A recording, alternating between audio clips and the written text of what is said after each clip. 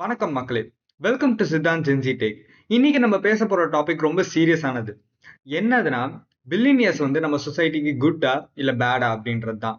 இந்த வீடியோல நம்ம வெறும் மணியை பத்தி மட்டும் பேச போறது இல்ல. அவங்க பில்லியனியர்ஸ் வந்து சொசைட்டில அவங்களுக்கு என்ன இம்பாக்ட் இருக்கு, அந்த பிகர் பிக்சர் அதை பத்தி தான் நம்ம பேச போறோம்.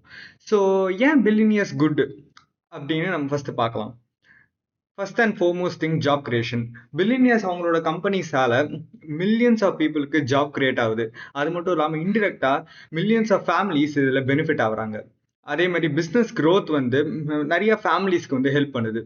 ரெண்டாவது விஷயம், இனோவேஷன் அண்ட் ரிஸ்க் டேக்கிங். இப்போ வந்து lot of things like automation, AI இதெல்லாம் வந்து ஃபர்ஸ்ட் ஹேண்டாக இன்வெஸ்ட் பண்ணது வந்து ரிச் பீப்புள் தான், பில்லியனியர்ஸ் தான். இவங்களாம் இதில் வந்து ரிஸ்க் எடுத்து இன்வெஸ்ட் பண்ணுறதுனால டெக்னாலஜி க்ரோ ஆகுது, சொசைட்டி டெவலப் ஆகுது. அதனால இனோவேஷனும் நிறைய ஆகுது. அது மட்டும் இல்லாமல் எஜுகேஷன், ஹெல்த் கேர் இதெல்லாம் வந்து நிறைய டொனேட் பண்ணுறது இதெல்லாம் பில்லியனியர்ஸ் தான். அதனால வந்து பெரிய பெரிய ப்ராப்ளம்க்கு வந்து கவர்மெண்ட்டோட இன்னும் ஃபாஸ்டர் சொல்யூஷன்ஸாக பில்லியனியர்ஸால கொடுக்க முடியுது. நாலாவது விஷயம், இன்ஃப்ராஸ்ட்ரக்சர் அண்ட் எக்கனாமிக் டெவலப்மெண்ட்.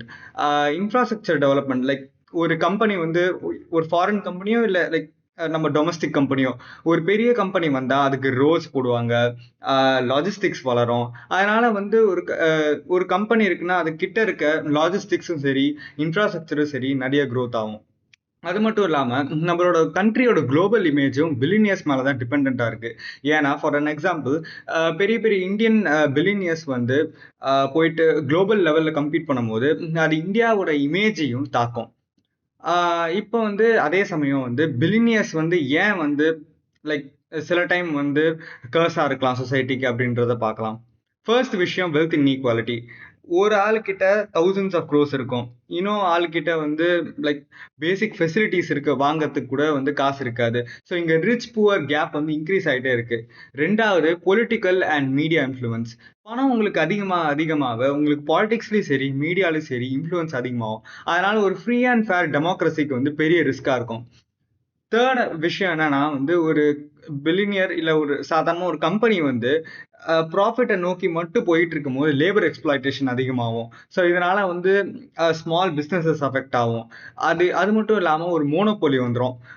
ஒரு பெரிய பிஸ்னஸ் வந்துருச்சுன்னா அவங்க வந்து ப்ரைஸ் எல்லாம் வந்து கண்ட்ரோல் பண்ண ஆரம்பிச்சிருவாங்க. இதனாலையும் வந்து ஸ்மால் பிஸ்னஸஸ் அஃபெக்ட் ஆகும், ஸ்டார்ட் அப்ஸ் அஃபெக்ட் ஆகும், இல்லை அப்கமிங் ஆண்டர்பிரினர்ஸ்க்கு வந்து சான்சஸ் கம்மியாகும், லெஸ் காம்படிஷன் ஆகும். ஸோ அதனால வந்து நான் குட்டு அப்படின்னு சொன்னதில் இனோவேஷன் சொன்னேன் பார்த்தீங்களா, அது அப்படியே வந்து நியூட்ரலைஸ் ஆகிற மாதிரி இங்கே வந்து காம்படிஷன் வந்து கம்மியாகிறதுனால இனோவேஷன் திருப்பி கம்மியாகும்.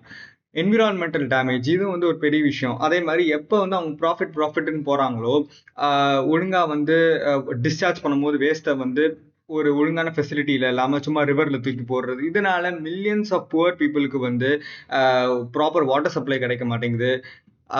அது மட்டும் இல்லாமல் சஸ்டைனபிலிட்டி பதிலாக அவங்க ப்ராஃபிட்டை தான் முக்கியமாக ஏம் பண்ணுவாங்க. ஸோ இதுவும் வந்து ஒரு பெரிய ரியல் ப்ராப்ளம். இப்போ வந்து நம்ம மெயினான விஷயத்துக்கு வருவோம். ஸோ பில்லியனியர்ஸ் வந்து சொசைட்டிக்கே வந்து குட்டா இல்லை பேடா அப்படின்னு கேட்கறதுக்கு பதிலாக ப்ராப்ளம் வந்து பில்லியனியர்ஸ் கிடையாது, ப்ராப்ளம் வந்து லேக் ஆஃப் ரூல்ஸ். ஸோ அதனால அப்படி கேட்கறதுக்கு பதிலாக நம்ம என்ன கேட்கணும்னா, ரூல்ஸ் அண்ட் ரெகுலேஷன் கரெக்டாக இருக்கா இல்லையா அப்படின்னு தான். இங்கே ரெகுலேஷன் வந்து ரொம்ப முக்கியம். ஃபேர் டாக்ஸஸ் அண்ட் வேஜஸ் இருக்கணும். அதே மாதிரி ஷேர்ட் ரெஸ்பான்சிபிலிட்டி இருக்கணும். கம்பெனிஸ், அதாவது ப்ரைவேட் கம்பெனிஸ் கிட்ட மட்டும் வந்து ஷேர் இருக்கக்கூடாது, கவர்மெண்ட் கிட்டேயும் கொஞ்சம் ஷேர் இருக்கணும், பீப்புள் கிட்டேயும் கொஞ்சம் ஷேர் இருக்கணும். ஸோ அப்போ தான் வந்து எல்லாமே லைக் ஒரு பில்லியனரை வந்து நம்மளால ரெகுலேட் பண்ண முடியும்.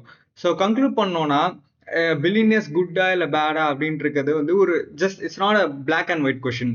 இது வந்து வெல்த் கிரியேஷன் டிபெண்டாக இருக்குது, வெல்த் எப்படி அவங்க யூஸ் பண்ணுறாங்கிறது டிபெண்டாக இருக்குது, எப்படி கவர்மெண்ட் அதை ரெகுலேட் பண்ணுது இது மேலேயும் அது டிபெண்டாக இருக்குது. ஸோ வந்து நம்ம ஃபோக்கஸ் பண்ண வேண்டியது பில்லியனியர்ஸ் குட்டா பேடா அப்படின்றதுல இல்லை. நம்ம ஃபோக்கஸ் பண்ண வேண்டியது இந்த சிஸ்டமை ஃபிக்ஸ் பண்ணுறது. லைக் கரெக்டாக இருக்கக்கூடாது, கவர்மெண்ட் வந்து கரப்ஷனை கம்மி பண்ணணும், கவர்மெண்ட் வந்து ரெகுலேட் பண்ணணும். இதுதான் முக்கியமான விஷயம். ஸோ நீங்கள் என்ன நினைக்கிறீங்க மக்களே? பில்லியனியர்ஸ் வந்து நம்ம சொசைட்டிக்கு பூனா இல்லை கர்ஸா? நீங்கள் வந்து கமெண்ட்டில் சொல்லுங்கள். ஸோ இந்த வீடியோ பிடிச்சிருந்துச்சுன்னா லைக் பண்ணுங்கள், ஷேர் பண்ணுங்கள், சப்ஸ்கிரைப் பண்ணுங்கள். தேங்க்யூ.